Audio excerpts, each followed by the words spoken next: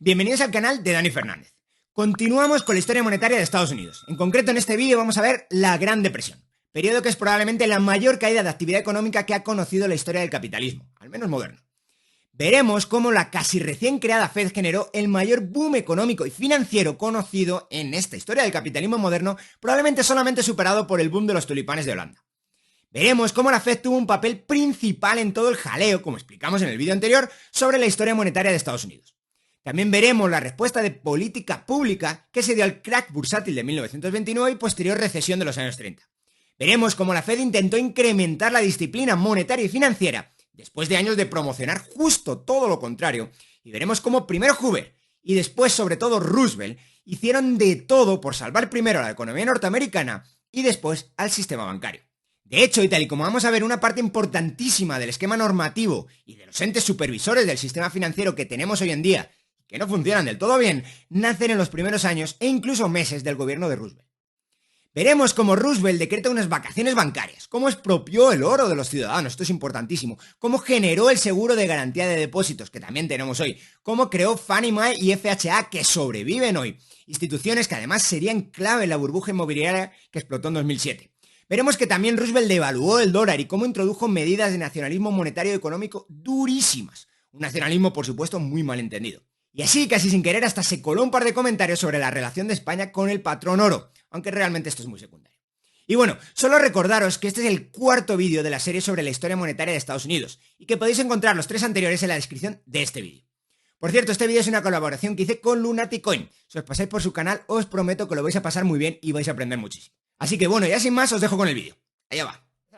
Siguiente paso que hay, bueno, hay una crisis pequeñita que quizá no sé si, bueno, no es tan pequeñita, pero la salvan medio bien en el año, es una crisis de posguerra, de hecho, en el año 21, que se salda relativamente rápido, una crisis deflacionaria fuerte, hubo una deflación en un año bastante fuerte, y luego pues siguió con una especulación bursátil brutal en todos los años 20. Es verdad que algunos países de Europa no lo estaban pasando tan bien, pero en Estados Unidos, desde luego, sí. En Estados Unidos fue una época muy de expansión económica. Fue una época también de finanzas a lo loco. Fue una época de Wall Street financiando todo lo que se le pasaba por en medio. Y bueno, pues, ¿qué pasa? Pues con lo que tiene que pasar en estos casos. Que en algún momento se tiene que imponer el sentido común. Y el sentido común llega en forma de crash bursátil en el 29. Y sobre todo a partir del año 30-31 en forma de quiebras bancarias.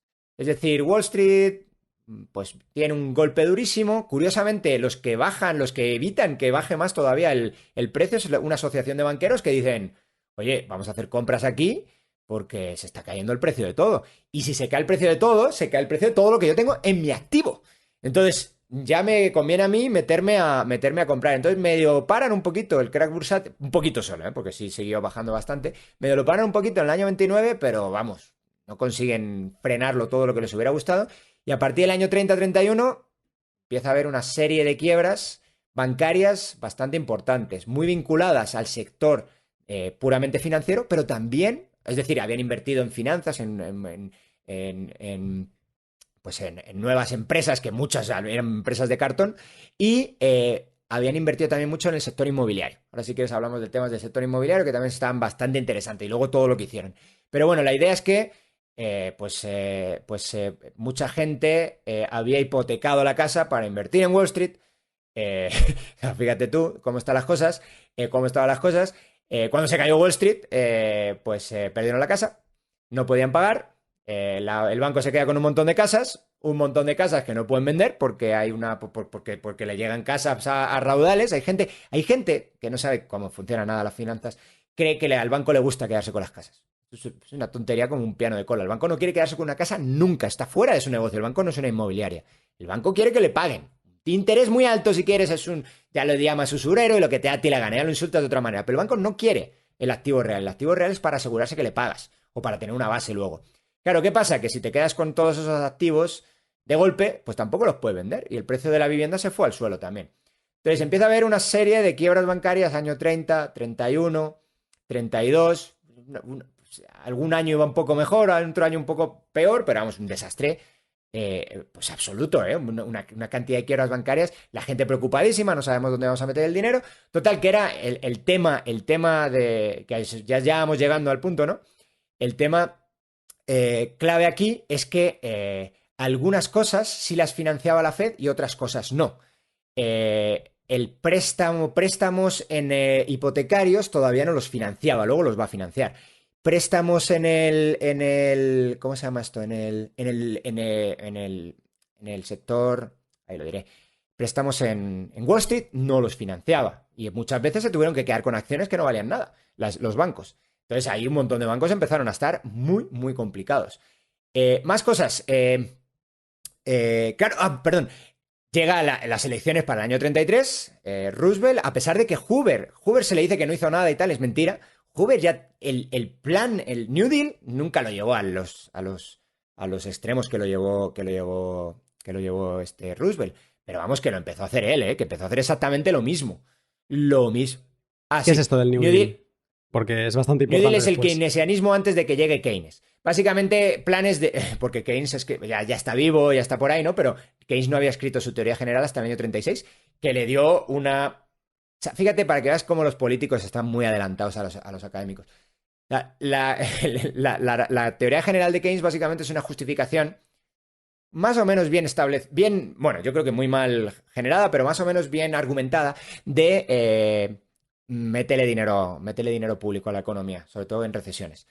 Ya lo había hecho, ya lo estaba haciendo Hoover en el año 32, ya lo estaba haciendo Roosevelt en el año 33. Entonces, básicamente es esto, un plan, sobre todo infraestructura, por ejemplo, un plan de obra pública muy, muy fuerte para hacer un montón de presas hicieron un montón de carreteras, para estimular la actividad económica cuando se cae la actividad económica privada. Un poco la idea keynesiana es que en algún momento, cuando se cae la inversión privada, hay un efecto multiplicador muy fuerte, entonces el Estado tiene que venir a llenar el lugar de la inversión privada que se ha caído hasta que se reanime.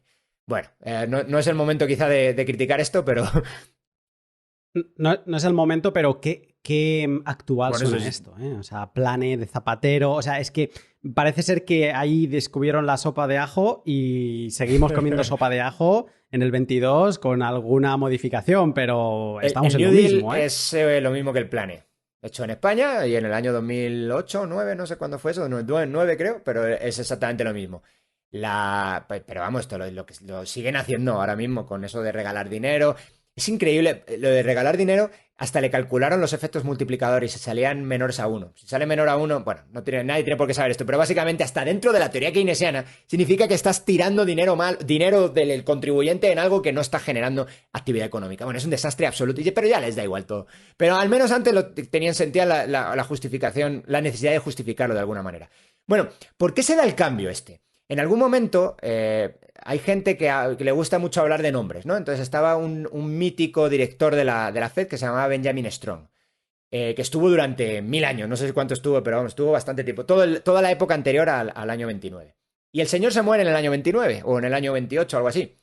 Y los que llegan después dicen, pues ven un poco cómo se encuentran eso y dicen, Dios mío, estamos dando aquí facilidades crediticias a todo el mundo, aquí en un burbujoncio montado que no veas.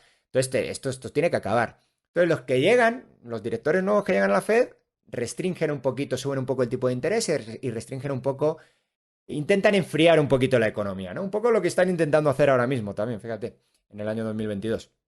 Entonces se les fue un poco de mano aquello. Bueno, no es que se les fuera de mano. La gente echa la culpa a los que vienen después. Oye, echa la culpa al que ha generado el auge, a este loco. No echen la culpa al que acaba la fiesta. Esto es como si pues, al día siguiente tú estás toda la noche bebiendo, al día siguiente te levanta tu mujer y te dice levanta y dice, hombre, mira, qué dolor de cabeza me has dado. Hombre, no es la culpa de tu mujer, es la culpa tuya que has estado toda la noche bebiendo como un bestia. Pues esto es lo mismo. Alguien decidió poner un poco fin, se dio cuenta de que estaba demasiado recalentada la economía, de que empezaba a haber problemas graves de sobreespeculación y le quiso poner freno desde la Fed. Y cuando le puso freno, quebró y hasta el apuntador. Bueno, entonces, ¿qué pasó? Bueno, pues era el problema público número 1 con Roosevelt, era el tema de la estabilidad monetaria. Y la gente había perdido la confianza en los bancos, la gente sacaba el dinero del banco, no se fiaba de este banco, del otro banco, y había corridas bancarias pues por doquier. Entonces, esto es algo que yo no sabía que lo había hecho tan rápido y me enteré gracias a ti. O sea, pues aquí en realidad lo estoy contando yo, pero me lo he aprendido por ti con el discurso que dio Roosevelt, que es que llega un día al poder y en menos de una semana en una semana declaró la moratoria bancaria, unas vacaciones bancarias. Mira, vamos a ponerle fechas porque es que es muy divertido. Yo te lo pasé porque dije, es que es alucinante. O sea, y también me voy a avanzar y ahora tiramos para atrás y repasamos cada punto. 4 de marzo de 1933, Roosevelt asume esto lo voy a decir mal. Esto cero, que siempre dice estos números, los clava. Pero bueno, es el presidente número 32. Voy a cubrir el expediente así. Es el presidente número 32 de Estados Unidos, ¿vale? 4 de marzo de 1933. 9 de marzo, 5 días después, promueve una ley, o sea, saca una ley que se llama Emergency Banking Relief Act, ley de alivio a la emergencia bancaria, que ahora comentamos. Es gorda esta, ¿eh? Bueno, viene ya a solucionar. O sea, tomo la presidencia y sé que hay un problema gordo con los bancos, vengo de Salvador y ya verás. Y luego, el 5 de abril, estamos hablando que son 29 días después de asumir la presidencia, es cuando declara la orden ejecutiva 6102. O sea, en cuestión de 29 días, este hombre le da una vuelta a la concepción del dinero, de lo que entendían que tenían y dejaban de tener los americanos. Y luego, sobre todo, ahora podemos entrar si quieres, con esta ley bancaria se otorga unos poderes a él, al secretario del Tesoro, y básicamente da un golpe de la mesa a modo dictatorial, como tú decías, para intentar solucionar toda esta desconfianza que había, con razón, con la banca. Sí, bueno, pues suena mucho más efectivo como lo haces tú. O sea, está claro que eres mejor showman que yo. Pero sí. Pero sí, bueno, Fíjate, llega y establece las vacaciones bancarias, ¿no? Y, ¿por qué establece las vacaciones bancarias? En algún momento, muchos bancos no estaban muy a favor de esto. Te puedes imaginar, yo ya no me he metido a meter mucho más en profundidad esto, pero me puedo imaginar, y me juego el brazo y no lo pierdo, a qué bancos estaban diciendo que no querían esto. Evidentemente, los bancos que estaban sobreviviendo y que les iba a ir bien. Los productivos, buenos, claro, tener las puertas abiertas les generaba beneficio. ¿Por qué me Entonces cierras? hubo algo de controversia, ¿eh? En realidad el sector bancario no estaba nada claro. Algunos evidentemente lo vieron en esto, supongo que como agua de mayo, dijeron, Dios mío, menos mal. Pero no era una opinión unánime, ni muchísimo menos, ¿eh? Entonces, bueno, llega y dice, aquí se cierran todos los bancos. ¿Quieran los bancos o no? Todos son todos. ¿Y para qué hace esto? Para reestructurarlos. ¿A qué llamas? ¿Qué es esto de reestructurar? Bueno, pues básicamente lo que va a hacer es decir, bueno, qué bancos tienen buenos activos, qué bancos tienen malos activos, y los que no, pues no se van a abrir nunca más. Ahora sí, se cuida mucho de decir que cuidado que en general nadie va a perder el dinero aquí ya, porque sí había gente que estaba perdiendo el dinero. Y fíjate que es algo también que básicamente lo que hizo Roosevelt fue hacer lo que se supone que tenía que haber hecho la Fed y no quería hacer esos gobernadores de la Fed, que es la de salvar a todo el mundo. La Fed no quería. La Fed estaba diciendo, mira, hay dos principios monetarios, que esto lo habla mucho Perry Merlin, disciplina y elasticidad. Entonces, elasticidad es fiesta, ¿no? Elasticidad es que continúe esto. Y disciplina es, en algún momento, hay que poner un poco de cabeza en todo esto. Entonces, como la Fed está en los escalones que hemos hablado antes, está en un escalón por encima del sistema bancario, en algún momento tiene que establecer disciplina. Es lo mismo que pasó en 2007-2008 con Lehman Brothers. Le dijeron, disciplina, porque a ti, pues no sé, me caes peor que el otro, porque estás igual de mal que todos, pero a alguien tengo que disciplinar. ¿Para qué? Porque en algún momento esto tiene que acabar. Entonces, esto es un baile de sillas, alguien se va a quedar sin silla. Entonces la Fed dijo, aquí se queda sin silla todo el mundo. Y ya, pues este presidente dijo, pues aquí no se queda sin silla nadie ya. Básicamente, esta es la guerra que tenían entre disciplina y falta de disciplina. Es verdad, la gente dice, bueno, funcionó. Bueno, ¿funcionó para qué? Vamos a ver, ¿para qué funcionó exactamente lo que hizo Roosevelt? Esta primera cosa, lo de las vacaciones bancarias. Es verdad que ya no quebraron bancos. Si uno ve las gráficas, son increíbles, ¿no? O sea, de quebrar tropecientos bancos, ya no quebra ninguno. O, bueno, ninguno. Siempre quiebra alguno, pero vamos, no sé, un año que quiebren en todo Estados Unidos, que a lo mejor hay 20.000 bancos o había 30.000 bancos que quiebren 7. Pues de 7 a pues, 3.000, pues ya hay un paso, ¿eh? O sea, para eso funciona todo lo que esto de las vacaciones y lo que va a hacer después, y un montón de cosas después, crear el seguro de depósitos y todas estas cosas. ¿Para qué no funciona? Mira, la deflación no volvió a aparecer. Ya está. Esto, como ya lo hemos explicado antes, lo podemos entender ahora perfectamente. Lo que hizo fue decirle a todo el mundo, el dólar va a ser la forma en la que vais a tirar vuestras malas inversiones. El dólar va a ser el que se haga cargo de todas estas malas inversiones. El dólar va a ser el que absorba todo el comportamiento complicado que habéis tenido algunos de vosotros en el mercado. Entonces, se generan los dos problemas que hemos hablado antes. Desaparecen los comportamientos que no son arriesgados y empieza a devaluarse, depreciarse constantemente el dólar. El dólar ya no va a volver a ser una fuerza deflacionaria, va a acabar ahí.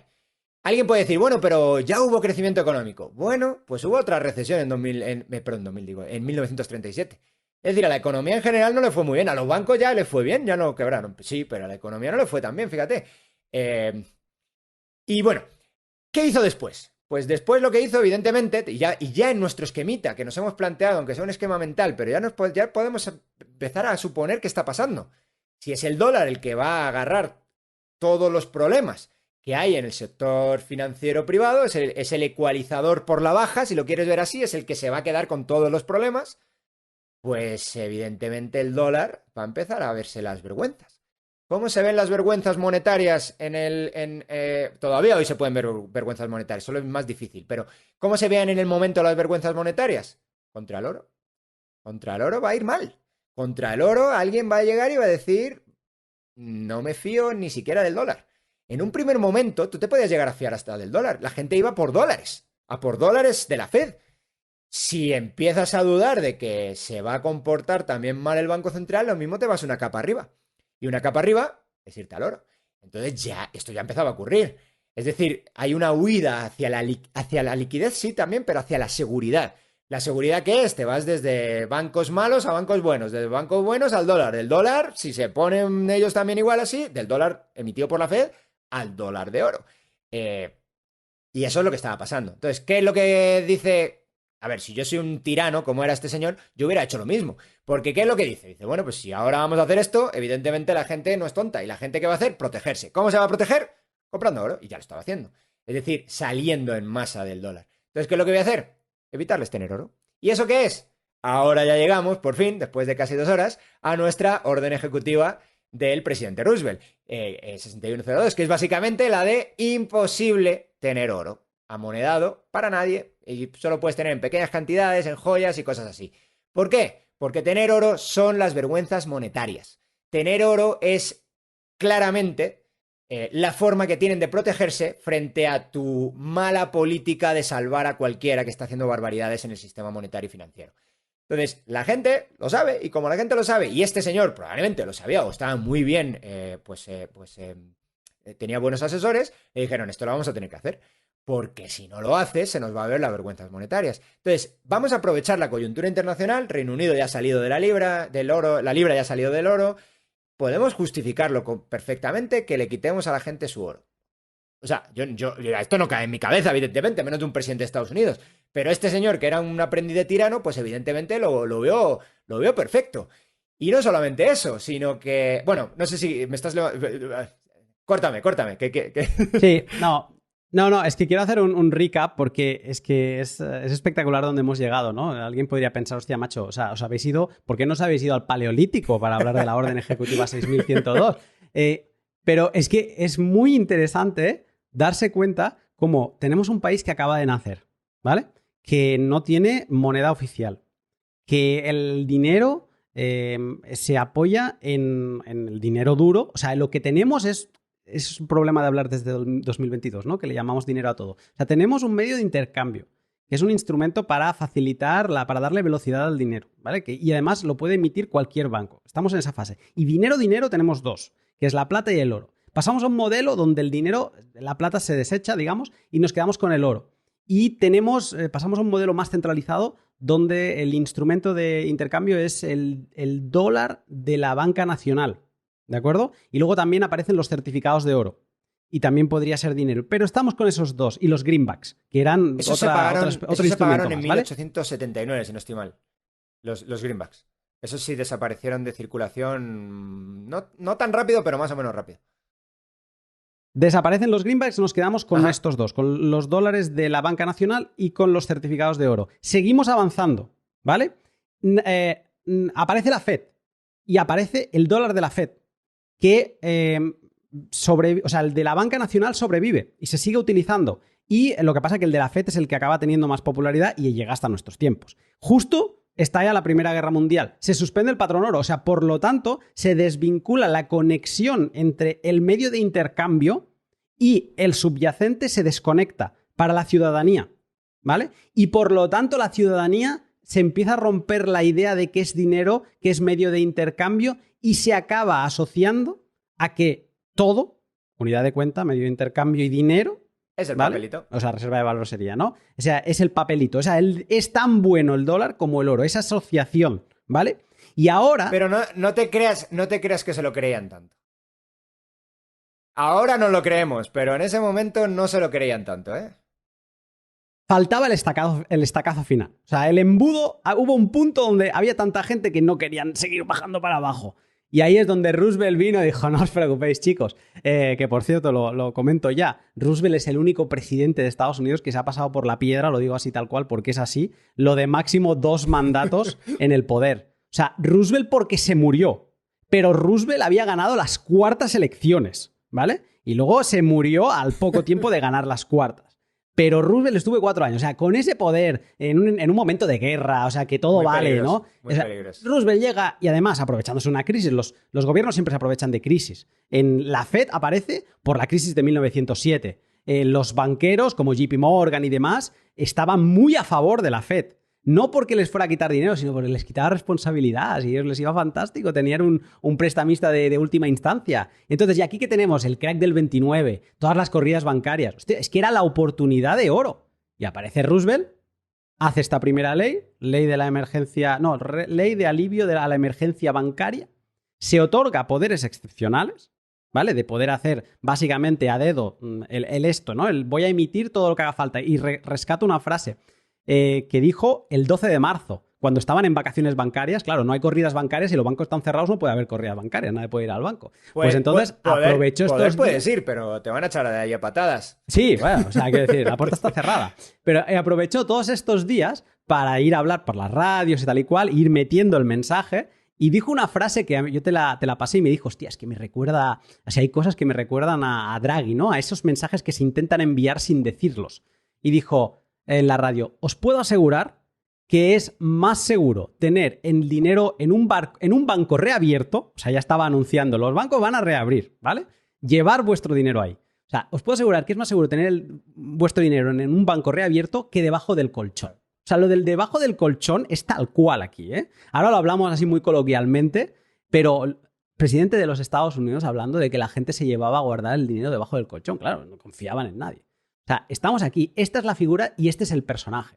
Y con esto nos plantamos el 5 de abril, Orden Ejecutiva 6102, que es ya el último, lo que comentamos, el último estacazo, es desconecto totalmente el oro de lo que ahora para mí me interesa que sea el nuevo dinero, porque te lo prohíbo. Te lo prohíbo. O sea, es tu vía de escape. Muy bien, fantástico. A partir de ahora no lo va a ser. Porque ahora a partir de ahora vas a jugar bajo mis reglas. Y entonces no va a quebrar nada, ¿no? Claro, porque lo estamos pagando entre todos. Eso fue la Orden Ejecutiva 6102. Pues eso es una mega recapitulación de todo lo que hemos dicho. Luego hizo muchas más cosas, ¿eh? O sea, no paró ahí. O sea, el aprendiz de dictador no paró ahí. O sea, siguió con más cosas, ¿eh? Y de hecho, la más grave es que menos de un mes después de decirle a todo el mundo que le iba a quitar su dinero. Y por cierto, una cosa también interesante que no hemos comentado de la orden ejecutiva es el nivel de enforcement que se hizo. No hubo que hacer demasiado. Y esto es un poco, está muy vinculado a lo que hemos hablado antes. Las reservas ya estaban en su mayor parte centralizadas. No había que ir puerta por puerta. No hacía falta. Y si alguien se salió un poco del tiesto medio grande, sí fueron a por él. Pero fueron a por poca gente. Y la gente a la que fueron... Cabezas de turco. Cabezas de turco, en general, gente que, pues, joyeros grandes, gente que ya transaba de alguna manera profesionalmente el oro. Solamente fueron a por esos. No necesitaron ir a por nadie más. ¿Por qué? Porque a lo único que le tenían que quitar el dinero fuera a los bancos y a los bancos centrales. Y al Banco Central, que también se lo quitaron a la Fed. Básicamente, fíjate, es que esto es una especie de casi... A veces digo que los bancos centrales no son independientes, nunca lo son, porque son un apéndice más del poder político, pero a veces se ponen chulos. Y yo creo que en este caso quizá la Fed se puso chula y dijo, hay que terminar aquí con esto. Y aquí alguien dijo, esto no se termina porque si se termina yo no me relijo. Entonces, pues yo creo que este es uno de los casos donde se puso chula. Las vacaciones bancarias es, voy a hacer yo el trabajo que se supone que tiene que hacer la Fed, porque la Fed estaba metiendo, con buen tino, por fin, estaba metiendo disciplina en el mercado. Estaba diciendo, no es nuestra labor... A los bancos en cintura. No es nuestra labor tener que salvar aquí a todo Dios. Así que llegó Roosevelt y le dijo, bueno, pues no es tu labor, pero el oro ahora se pasa al tesoro, anda. Entonces ya no tienes tú el oro. Porque la Fed era una reserva de oro centralizada. Era la reserva de oro centralizada de los bancos privados. Por cierto, la Fed pertenecía, nominalmente, todavía lo hace hoy, a los bancos privados. A los bancos privados nacionales. Pero bueno, ese es un poco lo que hizo. No hubo que hacer un enforcement muy fuerte. Básicamente mandas a la Fed a traer el oro y mandas a los bancos así más grandes que tengan oro y les dices, oye, que ya no tienes oro, que me lo des a mí. Y le dices a la gente que si tiene certificados de oro, pues que se olvide de ellos. Que ya no, que si te he visto no me acuerdo. Bueno, ¿qué hace? Mira, te digo algo para esto del enforcement. Me gusta mucho que me lo digas porque preparando el pod, también hablé con alguien que creo que os tenéis que conocer, que es Dragón Oro Plata, un canal de YouTube que es todo sobre monedas de oro y demás. Y me dijo, bueno, pero es que esto al final, la Orden Ejecutiva 6102, la población lo notó, pero tampoco fue aquello muy... O sea, de ir puerta a puerta, ¿no? Es lo que dices tú, o sea, las reservas estaban... O sea, lo que fue por detrás, esto en verdad tiene mucho marketing esta orden, pero fue de alguna manera, pues sí, expropiar el oro que estaba en la banca, incluso como veremos después, que incluso aunque lo tuviese la Fed, esto acabó representando mover ese oro de la Fed al Tesoro americano. O sea, fue una apropiación por parte del Estado, forzosa, de todo el oro privado depositado en sitios públicos. Y luego, obviamente, pues habría el típico que no quería, bajo las penas, la amenaza de pena tan grande y penas criminales, pues que sí fue y entregó su oro a su banco local, ¿no?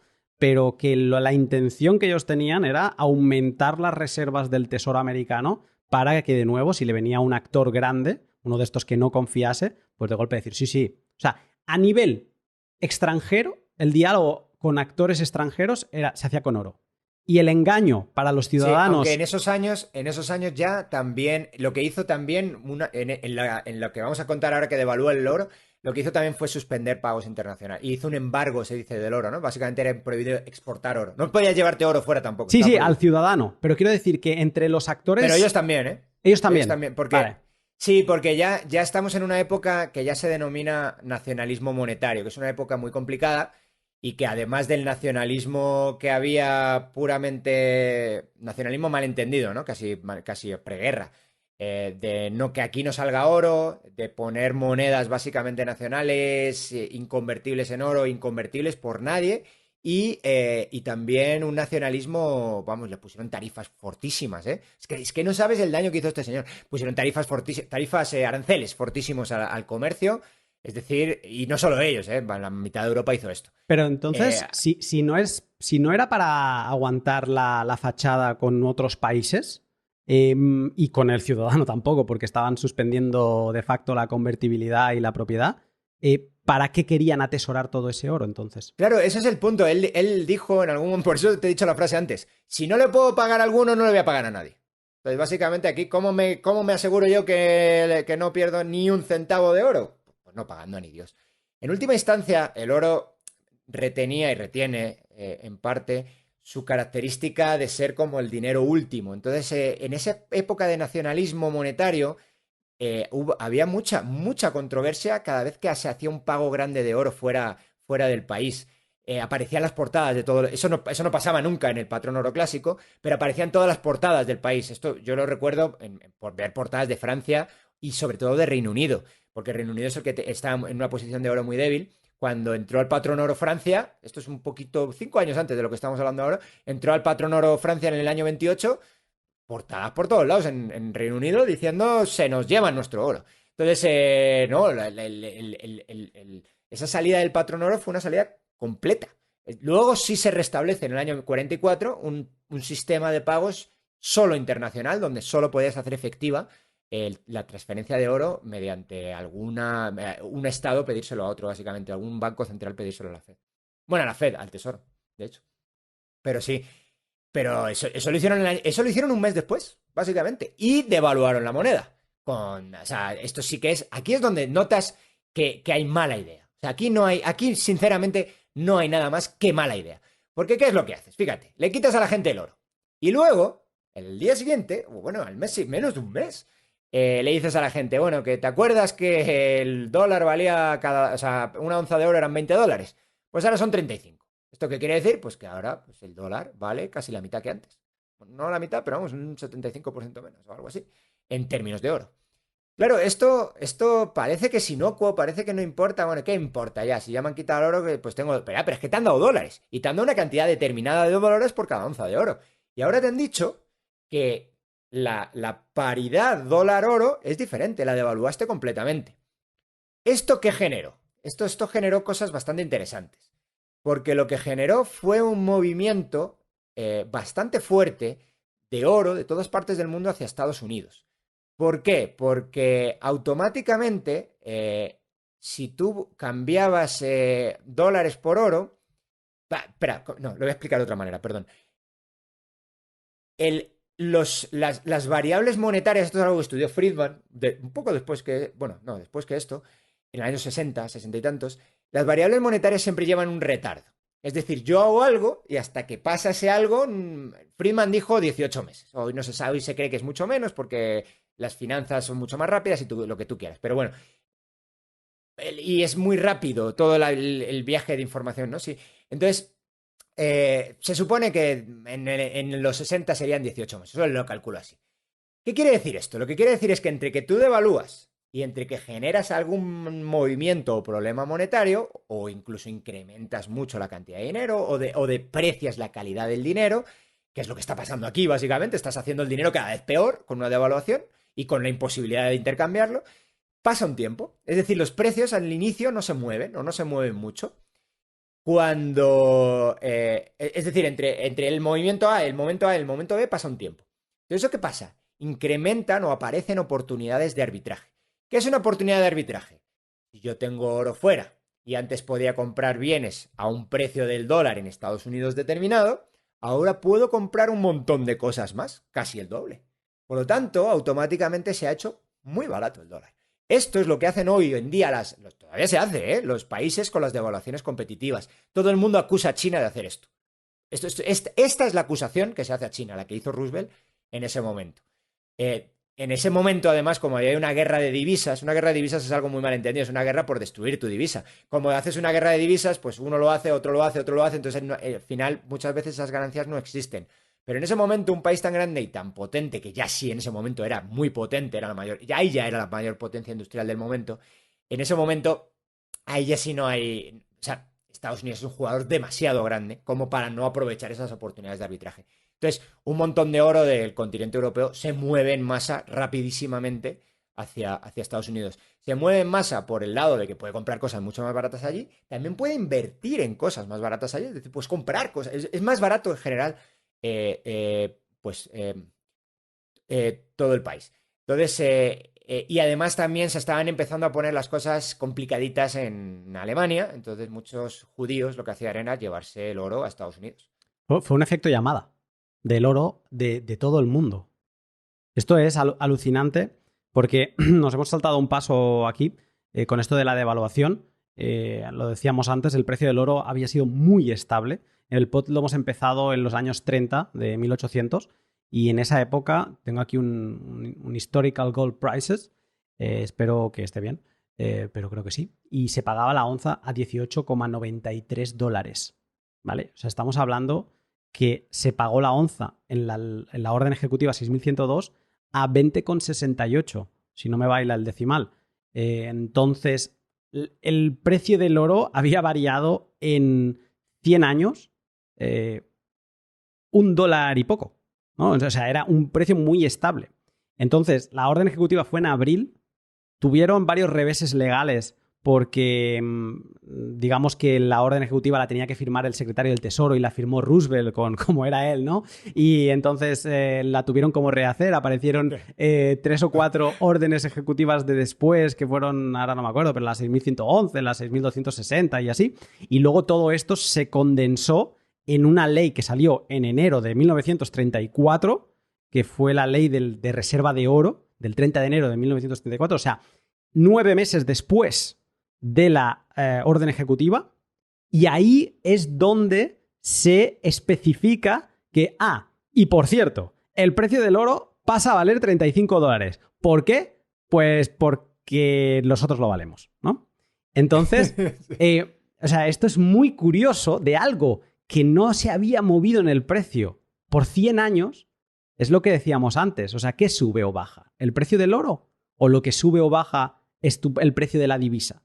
Y la gente no... Parece ser que por la reacción que tuvo el mercado, parece ser que la gente no se dio cuenta de que habían hecho una devaluación brutal del dólar. Yo lo entiendo. Estamos en una época de no hay redes sociales, no tenemos internet, no tenemos televisión, o sea, las noticias viajan más lentamente, no hay esa intensidad en la información, y entonces se valoraba al dólar tan bueno como el oro, y de golpe, o sea, les robaron un 40%, les hicieron un por 2 anualizado, porque fueron 9 meses, lo he calculado, y es un 53% les subieron el precio del oro 9 meses después, y, o sea, hicieron un por 2, y básicamente la gente siguió pensando que el dólar valía lo mismo que antes y que era tan bueno. Y a mí lo que me sorprende, cosas que he leído relacionadas con esto, que es lo que tú decías, aparte del efecto llamada del oro y llevarlo ahí para invertir en Estados Unidos, es que se hizo a nivel mundial, esto provocó una ola de inversiones en minería que hizo que el oro sobre la faz de la Tierra aumentase.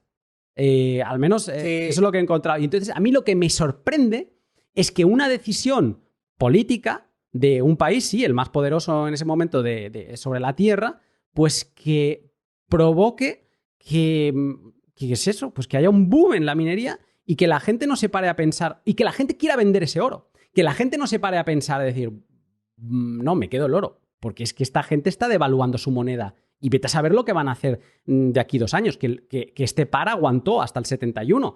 Pero, claro, si lo han hecho en un año, ¿qué me pueden hacer el año que viene o de aquí 5? Y lo alucinante es que todo el mundo compró que el dólar seguía valiendo, seguía siendo tan fuerte como el oro. Sí, aquí, bueno, es un comentario, o sea, abarca muchas cosas. Yo creo que sobre todo es más que provocar, sobre todo para la producción de oro, más que provocar un incremento, que eso provocara el incremento de la producción de oro, la verdad que la producción de oro ya viene incrementando desde antes, y yo creo que tiene más que ver con la ruptura del patrón cambio oro.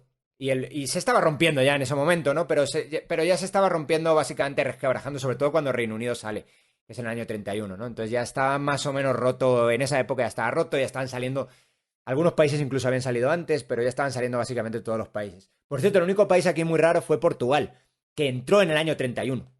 Portugal entró en el patrón oro cuando se salía todo el mundo. Interesantísimo. Bueno, pero, o sea, eso sí van acompasados. Bueno, ¿qué hace un patrón cambio oro? Un patrón cambio oro, curiosamente, lo que hace es intentar ahorrar en reservas. ¿Cómo ahorras en reservas? Básicamente se establecen 2 monedas. En los 2 patrones oro se establecieron 2 monedas, aunque luego en el de Bretton Woods, en el año 44, se queda solo el dólar, pero en principio estaban las dos, que son la libra y el dólar. Entonces, se establecen 2 monedas centrales. Y lo que haces es establecer, ya que estamos hablando de capas, y llevamos todo el rato a las 2 horas hablando de capas, se establece una capa nueva. De hecho, tú lo has presentado así antes y yo ya me voy a quedar con la terminología. ¿Cuál es la capa nueva? Pues el oro y la libra y el dólar son los que están vinculados al oro, y el resto de monedas se vinculan al dólar o a la libra, o a las dos. Entonces, la idea es que generas otro sistema, una nueva capa, y al generar una nueva capa ya no tiene que tener reservas de oro todo el mundo, ahora solo pueden tener reservas de oro unos poquitos.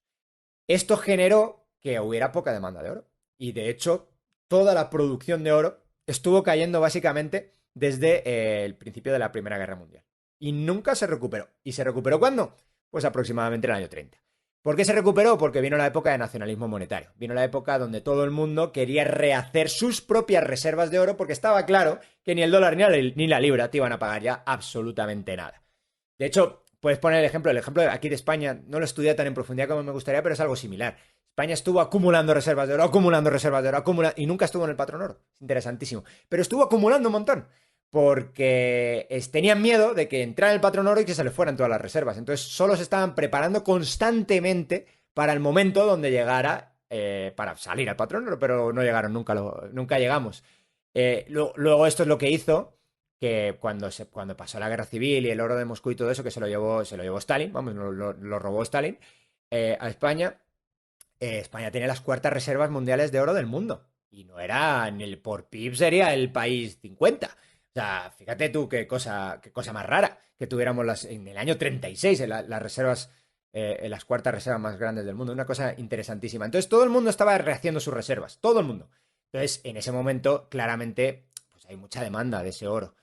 O sea, que no fue tanto, o sea, ya fue quizá la puntilla, lo de subir el precio en dólares Sí. de la onza, sino que fue todo este movimiento que no hemos tocado mucho en profundidad en el pod de hoy, del, como lo has mencionado, nacionalismo monetario.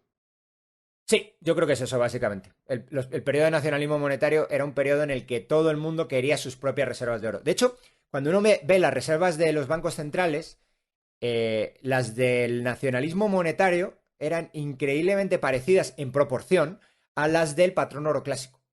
Lo cual es interesante. Es decir, sí se necesitaban bastantes reservas de oro y se necesitaba bastante producción de oro. Y curiosamente la producción era muy similar. La producción por PIB era mayor, pero la producción por unidad, por millón de PIB, que es la que tengo yo por ahí calculada, es casi igual en el patrón oro que en el periodo de nacionalismo monetario. Lo que sí es verdad que en el patrón oro sí había un sistema de intercambio mundial que permitía hacer un clearing de promesas muy, muy eficiente y que el oro casi no se moviera, curiosamente.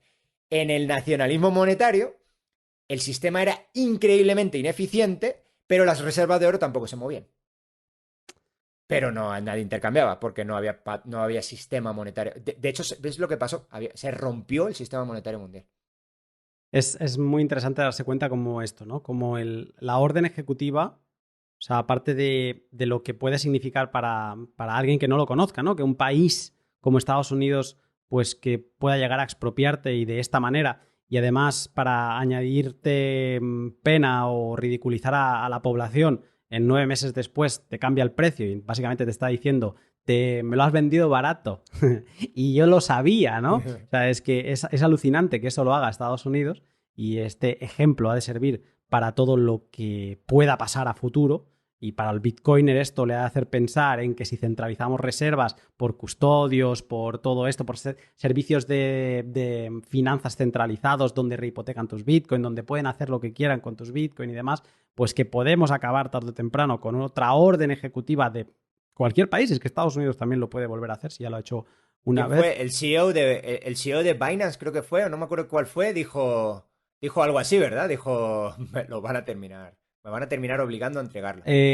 Podría ser no me acuerdo quién fue, que fuera él. Yo así, o sea, sé que los últimos días algo, Brian Armstrong de Coinbase está diciendo algo por el estilo, lo que pasa que de este no me fío nada. El que está interesante escucharle siempre es el de Kraken. Si no le conoces, te lo recomiendo. Es bastante liberal y ya él ha dicho, no dejéis nada en mi exchange, porque si me piden algo se lo voy a tener que dar. Fue. ¿No? Entonces Vale, pues fue él. Este me cae bastante simpático. O sea, la orden ejecutiva 6102 es importante que la conozcamos por esto, por los peligros que pueden aparecer para otro activo duro como sería Bitcoin, pero para mí es un poco, o después de hacer todo este estudio contigo, me ha servido para entender que fue como la finalización de meter a la gente en este embudo que llevo mencionado todo el rato, ¿no? Es de desasociar la idea de, no, mi dinero es el oro y lo único que utilizo son medios de intercambio para facilitarme comprar cosas y no tener que ir con metales en el bolsillo, a pasar a hacer bueno, o por ley, a estar forzado a que el dinero, el único que vale, el único que te van a aceptar, es el papel, ¿no? El papel emitido por el Banco Central, que en este caso ya es la Reserva Federal. Y así, con esta mentalidad, obviamente, año 33, nos plantamos, estamos en el 22, o sea, de aquí 11 años habrá hecho 100, o sea, en 89 años hemos convencido a la gente, y antes, mucho antes, hemos convencido a la gente que el dinero es el papelito, ¿no? Y que es reserva de valor. O sea, lo alucinante es que hemos convencido a la gente de que es reserva de valor. Aunque, como tú has dicho, una de las consecuencias de la orden ejecutiva es que no hemos visto la deflación más. Desapareció. Ya no existe. De hecho, si pudiéramos hablar con uno de nuestros tatarabuelos, muy probablemente, no solo la visión que él tenía del qué es el dinero y cómo se forma y cosas así, aunque sea primitiva, no tiene por qué saber, no tiene por qué haber hecho un doctorado en el tema, de hecho es lo menos importante. Pero probablemente una de las cosas que más les costaría vivir en el mundo actual es saber que siempre va a perder poder adquisitivo. O sea, si tienes seguridad es que lo va a perder, no sabes cuánto cada año, pero que lo va a perder. Y en el mundo que nos estamos metiendo, además, es un mundo de represión financiera, que eso ya es la vuelta de tuerca, que es algo que sí ocurre típicamente en guerras, con los bonos esos que has comentado tú antes de guerra, y que puede ocurrir ahora básicamente porque no hay otra forma de pagar pensiones. Pero bueno, supongo que eso sí es otro jaleo. Al final no hemos hablado también de todo lo que hizo Roosevelt, que siguió haciendo cosas después de todo este jaleo, pero no sé si quieres que después de 2 horas y media nos metamos en eso o no sé, tú verás. Que yo no, o sea, yo estoy avanzando en el pod. Vale, o sea, a mí vale. me falta un remate. Vale, Sí, vale. que no nos dejemos nada. Sí, no nos dejamos Tú, nada. Venga, dale. sí, vamos. Pues dale. Pues lo que sigue haciendo Roosevelt, oye, pues puso un montón de cositas más que han modificado completamente el panorama financiero de Estados Unidos y por ende del mundo, porque esto es algo que también lo hablamos en el otro podcast, que básicamente el peso financiero del mundo ya no está en Reino Unido, el peso financiero del mundo se va pasando poco a poco a Estados Unidos y ya después de la Segunda Guerra Mundial está claro que está en Estados Unidos. Entonces, lo que hace Estados Unidos es lo que genera el mundo, básicamente. De hecho, en la conferencia de Bretton Woods llega Keynes, que es el popular de un tipo que además con un carisma brutal, todo el mundo quería estar cerca de él, y da igual. Lo que se hace es lo que quería el representante de Estados Unidos. Y a Keynes no le hicieron ni caso. Al economista más famoso de la época, y uno de... A mí no me gustan las teorías, pero vamos, por popularidad, es uno de los grandes de la historia. No le hicieron ni caso. Le hicieron caso al comunista infiltrado que era Harry Dexter White. Que si no lo sabe alguien, el que diseñó el sistema monetario actual, bueno, el del 44 y el actual se parecen más o menos, es un comunista. Un infiltrado en la Casa Blanca. Bueno, ¿qué más hizo Roosevelt? Venga, hizo un seguro de garantía de depósitos. ¿Qué es un seguro de garantía de depósitos? Pues básicamente, un seguro de garantía de depósitos da igual donde tengas el dinero, fíjate tú, ya metes la irresponsabilidad hasta el nivel consumidor. Da igual donde tengas el dinero, te voy a asegurar, ahora veremos los montos, los voy a comentar ahora, pero te voy a asegurar que si el banco quiebra, no te paga, por alguna razón no puede cumplir con sus compromisos, te va a pagar el seguro que está sponsorizado por el gobierno federal y que todos los bancos es un seguro obligatorio, público, y todos los bancos tienen que participar en él. Es verdad que los bancos estatales no se les obligaba, ahora ya se les obliga también, pero en un principio no se les obligó. Tengo por aquí las cifras, me parece que la primera cifra que esa sí no me la sé de memoria. Esto sería como el fondo de garantía que tenemos en... Sí, sigue existiendo hoy, es lo mismo. En España son 100.000 euros, si no estoy mal. En Estados Unidos son $250.000. Lo subieron con la crisis. Antes eran como 100.000, si no estoy mal. Tengo por aquí, en algún lugar, cuánto era, pero mira, aquí está. En el año 34, que es cuando se mete, $5.000. Y bueno, dice, $5.000 no eran nada. Bueno, en dólares de 2008, no son los de ahora, todavía han perdido más, casi 80.000. O sea, más o menos cubría, Ni tan mal. Ni tan mal, eso es. Ahora, ¿en cuánto está? 250, ¿vale? Y lo han ido subiendo, lo fueron subiendo conforme subía la inflación, claro. No te lo he dicho antes, pero busqué los datos de cuánto era el salario medio del 33 y del 34. En el 33 estaban bastante deprimidos y era ahora no lo encontraré, pero me acuerdo más o menos de memoria, era de unos $820 de salario medio anual. Imagínate. ¿De acuerdo? Y en el 34 ya subía a 950. Se empezó a recuperar, el New Deal empezó ahí a generar tracción. Bueno, no generar tracción, recuperar, es lo que decíamos, venimos hablando todo el pod. Si tú inyectas más dólares, porque desconectas la economía del oro. Entonces ya, pues sí, claro, te pueden pagar millonadas. Claro, claro. Mira, en liras nuestros amigos venezolanas claro, eso es. cobran millones. En liras turcas puedes cobrar una pasta increíble, pero vamos, no vas a hacer nada con 1 millón de liras turcas. Bueno, entonces, ¿qué hizo? Básicamente introdujo ya la irresponsabilidad a todos los niveles. Ya da igual en qué bancos tengas el dinero, ya te van a salvar. Otra vez, ¿esto qué generó? Bueno, pues generó lo que pasaba en España antes del 2007. Oye, déjalo en este banco porque te regalo una cubertería. Bueno, pero ¿este banco es solvente o no es solvente? Bueno, pues te regalo una cubertería, pero son los ahorros de mi vida. Vamos, que te vas a comprar un coche y vas a ver si tiene cualquier rayita en cualquier lado, pero los ahorros de tu vida lo dejas en el banco de Cocos y Caimanes. Bueno, ¿qué más cosas hizo? Hizo cosas... Es que la mitad del sistema financiero, tal y como lo entendemos hoy, lo introdujo Roosevelt. Generó Fannie Mae, que es básicamente la Federal National Mortgage Association, que es básicamente pues, una especie de entidad pública, que luego la privatizaron, pero ahora es medio pública otra vez. Se llaman Government Sponsor Entities o Enterprises, que son básicamente entidades promocionadas o promovidas o sostenidas por el gobierno. Es decir, no van a quebrar o las tienen ahí. ¿Qué hacen estos? Bueno, estos básicamente lo que hacen es generan un mercado secundario para las hipotecas. ¿Qué es esto de un mercado secundario? Pues a alguien le sonará esa peli de The Big Short. Pues esto empezó aquí. La peli de The Big Short, todo eso de la securitization, todo eso de partir las hipotecas, si alguien la ha visto, todo eso de partir las hipotecas en trocitos y venderla luego por ahí. ¿Quién lo empieza? Qué malo los capitalistas. Lo empiezan estos. Para eso existe. Esto, generan unos bonos, básicamente, y un mercado secundario para esos bonos. ¿Para qué? Básicamente, porque ¿cómo funcionaba la banca hasta ese momento? La banca básicamente era una banca de préstamo-depósito. Entonces, a la banca se le dice, bueno, tú das préstamos, pero un préstamo es algo medio complicado. ¿Por qué? Bueno, no es que sea complicado, pero bueno, si yo tengo un préstamo a 5 años, pues en 5 años ya quizás recuperar el dinero. Si quiero vender el préstamo, lo puedo hacer, pero no es tan fácil. Es un documento, hay que endosarlo, es un documento, es algo complicado con abogados y todo. Es decir, vas a cambiar a quién tiene que generar los pagos el cliente del banco y todo. O sea, no es nada fácil, es un proceso engorroso y tedioso. ¿Qué es lo que quiere un banco? Un banco lo que quiere es un activo que pueda vender fácil. ¿Qué es eso? Un bono. Ya, pero no puedes dar bonos en el mercado hipotecario, eso es muy complicado, ¿no? O sea, ¿cómo vas a...? O sea, no es imposible hacerlo, por ejemplo, de decir, yo, Daniel Fernández, emito un bono. Pues puede ser, ¿no? Pero, o sea, es algo también no tan fácil hacerlo. Entonces, ¿qué es lo que hicieron aquí? Pues eso, pues lo que pasó en la peli, pues lo que pasa en la peli de Visor, lo que pasó en 2008. Lo que hicieron fue titulizarlos. ¿Qué significa titulizarlos? Meterlos, hacerlos trocitos y venderlos de forma estandarizada.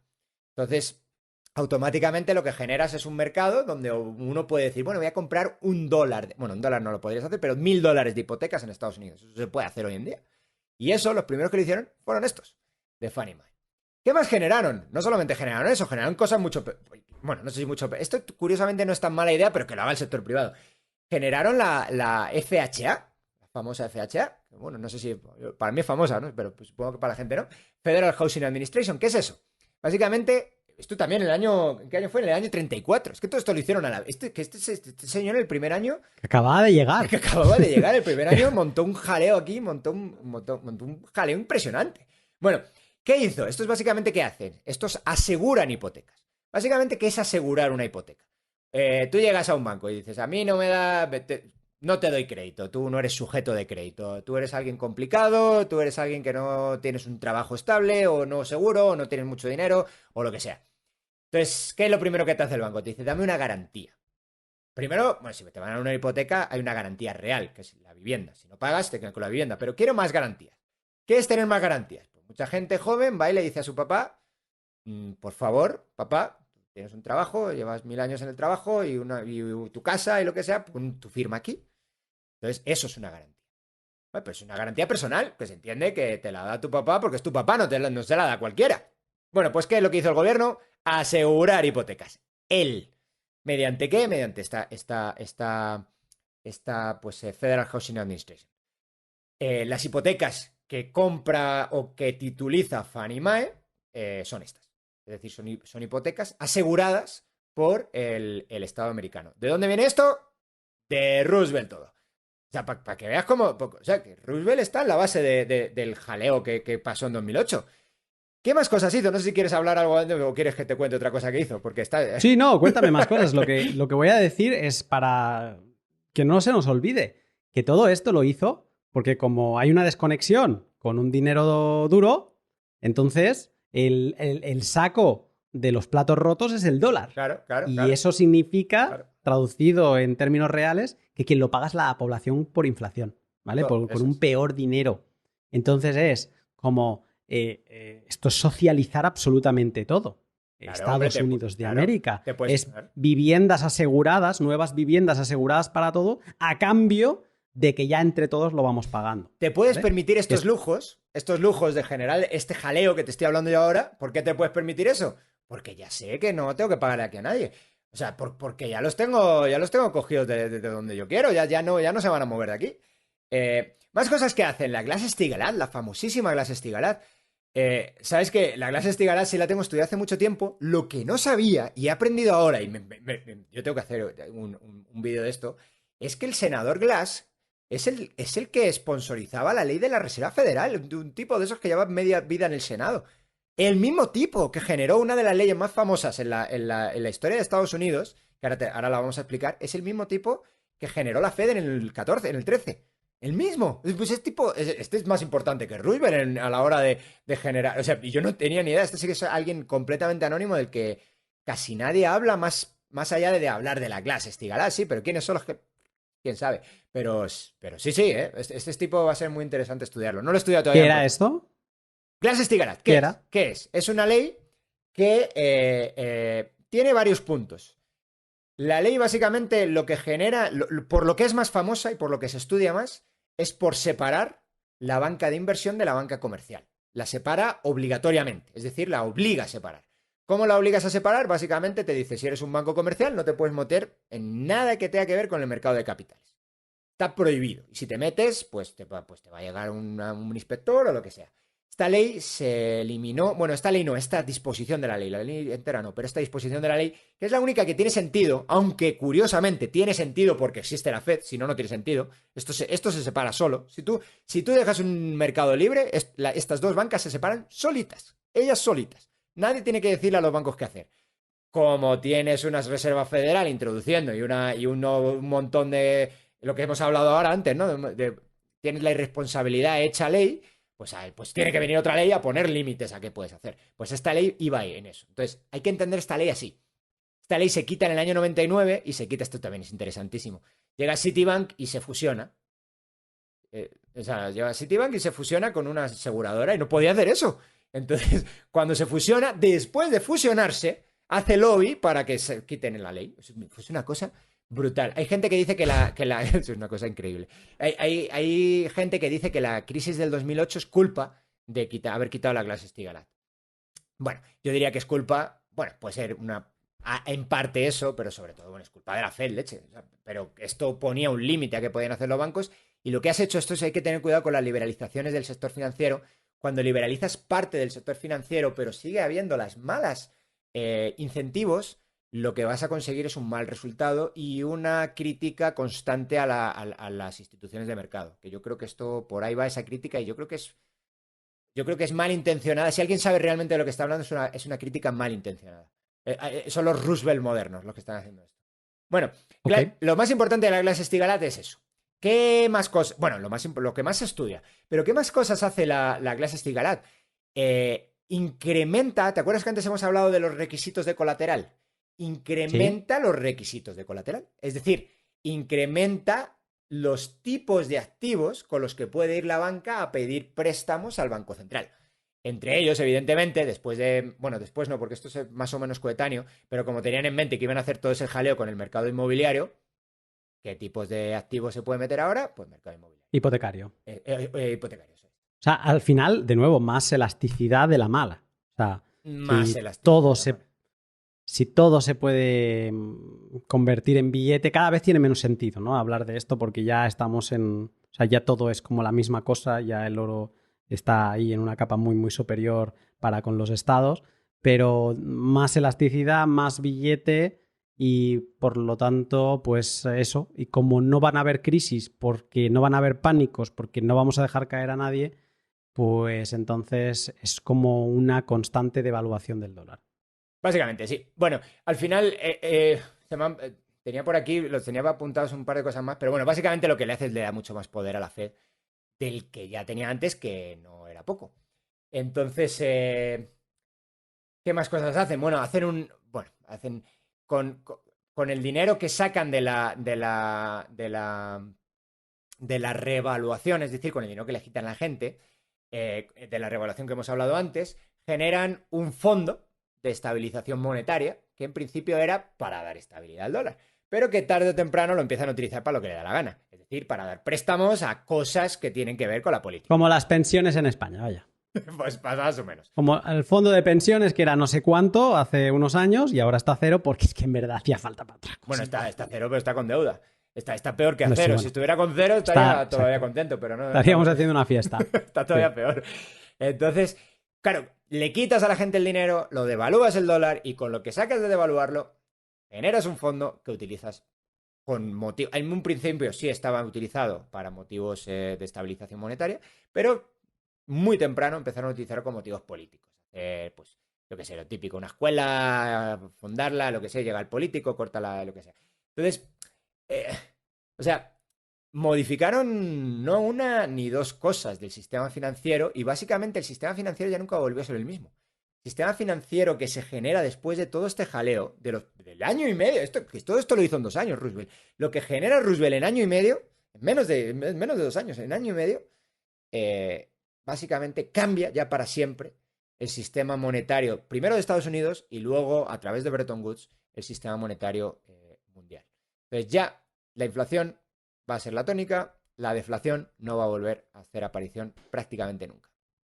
Y bueno, hasta aquí llega el vídeo de hoy. Si te ha gustado, déjame un like y suscríbete al canal y dale a la campanita.